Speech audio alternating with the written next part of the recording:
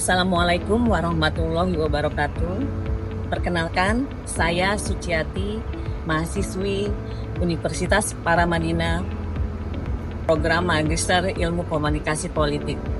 Pada kesempatan ini, saya akan mempresentasikan salah satu teori pada mata kuliah Komunikasi Pemerintah dan Masyarakat Sipil dengan pemangku dosen Bapak Wahyu Tama, PhD, MSI. Berikut adalah teori yang akan saya presentasikan, yaitu teori SCCT dari Timothy Combe. Teori Situational Crisis Communication Theory, disingkat SCCT, dikembangkan oleh Timothy Combe. Teori ini membantu organisasi dalam mengelola komunikasi krisis dengan menentukan strategi komunikasi yang tepat berdasarkan jenis krisis dan persepsi publik. Teori ini berfokus pada 3 komponen utama, yaitu situasi krisis, strategi komunikasi krisis, dan dampak krisis. Teori SCCT memiliki beberapa kunci yang penting dalam menghadapi dan mengelola krisis. Pertama, transparansi, memberikan informasi yang jelas dan detail tentang situasi krisis. 2, keterbukaan, menjelaskan dan memperbaiki situasi krisis. Ketiga, kesadaran, menunjukkan kesadaran akan kritik dan kontroversi yang timbul. Teori SCCT menawarkan 2 konsep dalam menangani krisis, yaitu konsep evaluasi krisis dan konsep strategi tanggap krisis.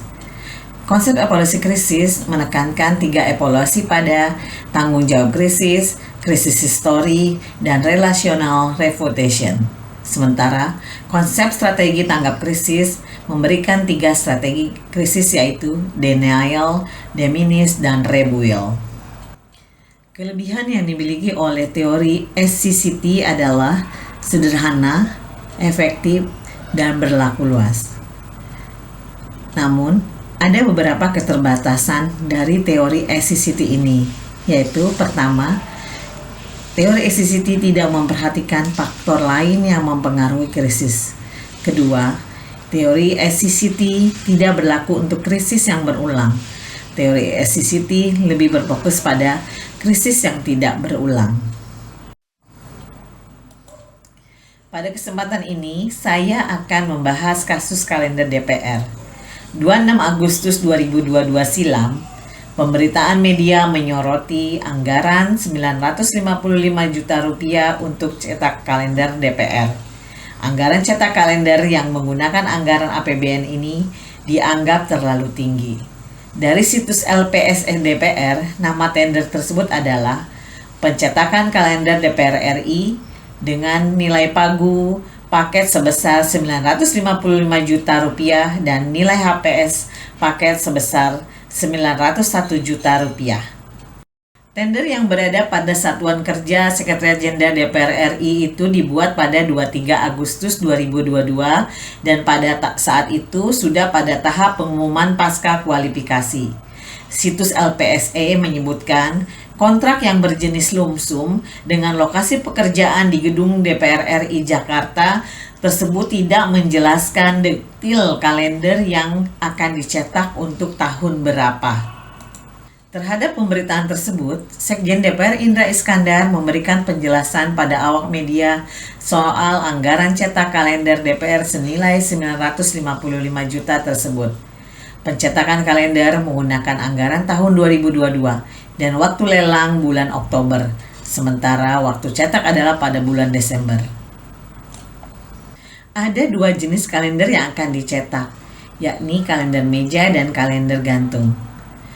Berdasarkan harga perkiraan sendiri, kalender meja sebesar 27.500 per unit dan jumlah unit cetak 5.000 unit. Kalender gantung senilai 45.500 dengan jumlah cetak 15.000 unit. Dalam kesempatan tersebut, Indra mengutip imbauan Presiden Joko Widodo untuk menghidupkan kembali perekonomian pasca pandemi COVID-19 saat itu. Menurutnya, pembelian suatu produk dapat meningkatkan kegiatan perekonomian.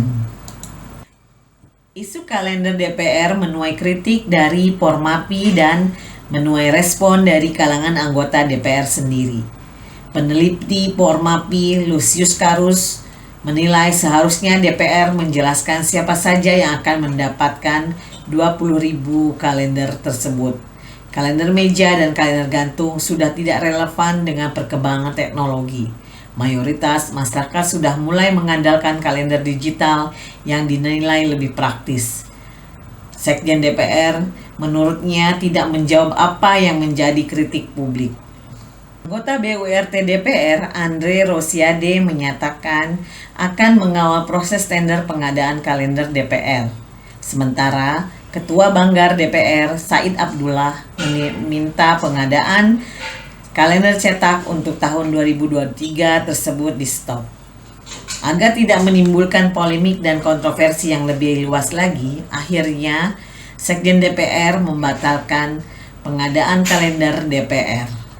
Analisis krisis kasus cetak kalender DPR. Langkah pertama, identifikasi krisis. Kasus pengadaan kalender DPR 955 juta rupiah menggunakan anggaran APBN memicu kritik dari masyarakat dan menimbulkan kontroversi. Biaya tersebut dianggap terlalu tinggi dan bagaimana biaya tersebut dihitung, serta tidak adanya informasi yang jelas tentang anggaran tersebut. Kasus ini dikategorikan sebagai preventable crisis, yaitu krisis yang disebabkan oleh tindakan yang bisa dihindari dan melibatkan kesalahan atau kelalaian organisasi, seperti penyalahgunaan dana atau keputusan buruk. Dalam kasus ini, tingginya anggaran APBN yang digunakan dalam pengadaan kalender dianggap sebagai tindakan yang bisa dihindari melalui pengelolaan anggaran yang lebih baik. Langkah kedua, evaluasi atribusi tanggung jawab. Sekretaris Jenderal DPR Indra Iskandar sebagai pimpinan lembaga Sekretariat Jenderal DPR RI merupakan pihak yang bertanggung jawab terhadap masalah pengadaan kalender tersebut. Sebagai pejabat pembuat komitmen, Sekjen DPR RI dapat mencegah penetapan biaya yang dianggap tinggi dan melakukan pengawasan terhadap semua kegiatan pengadaan barang dan jasa di DPR. Langkah ketiga, strategi komunikasi krisis. Tindakan Sekjen DPR menggelar konferensi pers memberikan penjelasan pengadaan kalender tahun 2023 dinilai merupakan strategi yang tepat. Ini merupakan bentuk keterbukaan dan transparansi DPR serta dapat membantu dalam memulihkan kepercayaan publik. Keputusan membatalkan tender pengadaan kalender DPR merupakan langkah yang tepat. Artinya, DPR mendengarkan masukan publik dan DPR tidak menutup diri dari kritik. Tindakan pembatalan ini banyak mendapatkan apresiasi dan kesan positif dari seluruh pihak. Pembatalan tender kalender merupakan bentuk kompensasi dengan memberikan solusi atau langkah konkret untuk memperbaiki situasi dan mencegah polemik dan kontroversi yang lebih luas lagi di tengah masyarakat. Pembatalan kalender ini menjadi momentum bagi DPR untuk menunjukkan keterbukaan dan transparansi dalam penetapan dan penggunaan anggaran. Hal ini penting karena masalah anggaran sangatlah sensitif. Dapat saya simpulkan dari kasus kalender tersebut adalah dengan mengaplikasikan konsep-konsep teori SCCT, DPR dapat mengelola krisis anggaran kalender 2023 secara efektif. Strategi komunikasi krisis yang digunakan seperti transparansi dan keterbukaan telah membantu DPR dalam mengelola krisis dan mempertahankan kepercayaan publik. Teori SCCT ini dapat menjadi referensi bagi organisasi lain dalam menghadapi dan mengelola krisis yang sama. Saya memberikan rekomendasi kepada Sekjen DPR RI, yaitu kalender yang dibuat merupakan salah satu media sarana yang digunakan dan dipilih DPR untuk mensosialisasikan agar masyarakat mengenal dan mengetahui kinerja dan rencana kerja wakil rakyat. Namun, apabila rakyat tidak menghendaki hal tersebut, bisa memanfaatkan sarana lain seperti media sosial dan media lainnya.